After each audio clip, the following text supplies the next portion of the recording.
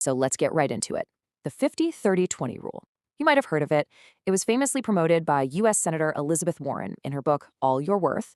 And ever since it came out in 2006, it's pretty much become the gold standard for its simple, no-nonsense approach to managing your money. The idea here is just brilliantly simple. You take your take-home pay, that's your after-tax income, and you split it into just 3 buckets. That's it. It's a way to give every dollar a general job to do without getting totally bogged down tracking every last penny. And seeing it like this really drives home the main point. This isn't about restriction. It's about being intentional with your money. The goal is to find a balance where you can cover your essentials, actually enjoy your life, and still build for the future, all at the same time. Okay, so first up, we've got the biggest slice of the pie. 50% for your needs. These are the absolute non-negotiables, the things you have to pay to live. We're talking about your rent or mortgage, utility bills, basic groceries, gas to get to work, and insurance. This is the foundation of your entire budget. Next up is the 30% for your wants. And let's be real, a budget that doesn't have any room for fun is a budget you're not going to stick to. So this category is for all the non-essentials that make life more enjoyable. You know, eating out, your hobbies, that Netflix subscription, vacations, all the good stuff. And finally, we get to what is maybe the most important part for your future, that last 20%.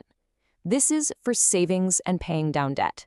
This is where you really pay yourself first.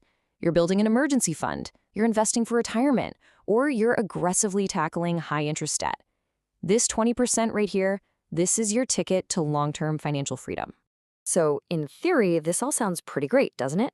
But let's move into a real-world example to see how it works, and more importantly, where this perfect little system can start to fall apart.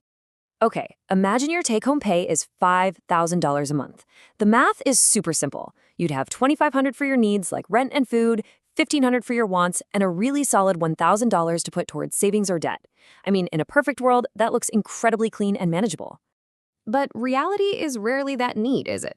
For some people, trying to stick to this rule can actually create a false sense of security or even feel dangerous. Financial advisor Michelle Sinclair Doyley even said that it can encourage people to just spend more as their salary goes up, instead of using that extra money to get ahead on their savings goals. And here's the critical point. For a lot of us, real life gets in the way. With costs for everything soaring, just one need, like housing, can completely blow up that 50% category. In fact, a 2021 census found that nearly a third of all households are spending over 30% of their income on housing alone. Just think about that. That's the entire wants bucket gone before you've even bought a single carton of eggs. That is a huge problem. So what are you supposed to do when the